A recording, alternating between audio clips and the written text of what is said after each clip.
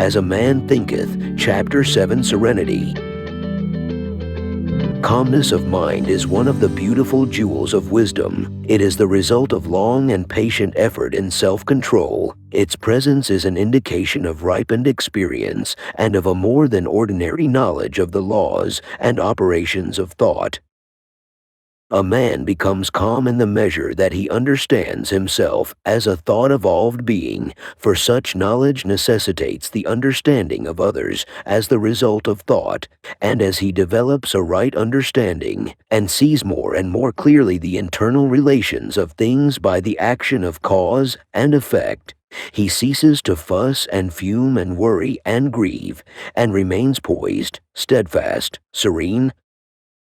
The calm man, having learned how to govern himself, knows how to adapt himself to others, and they, in turn, reverence his spiritual strength and feel that they can learn of him and rely upon him. The more tranquil a man becomes, the greater is his success, his influence, his power for good. Even the ordinary trader will find his business prosperity increase as he develops a greater self-control and equanimity, for people will always prefer to deal with a man whose demeanor is strongly equable.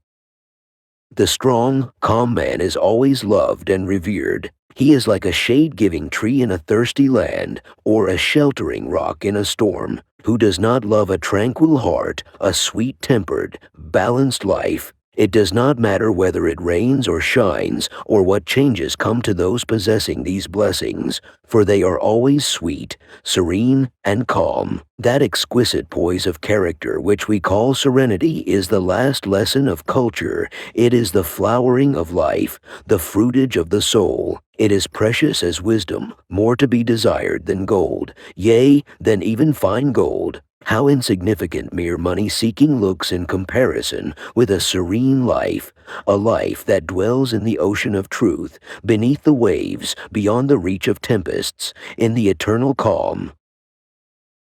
How many people we know who sour their lives, who ruin all that is sweet and beautiful by explosive tempers, who destroy their poise of character and make bad blood. It is a question whether the great majority of people do not ruin their lives and mar their happiness by lack of self-control. How few people we meet in life who are well-balanced, who have that exquisite poise which is characteristic of the finished character. Yes, humanity surges with uncontrolled passion, is tumultuous with ungoverned grief, is blown about by anxiety and doubt. Only the wise man, only he whose thoughts are controlled and purified, makes the winds and the storms of the soul obey him.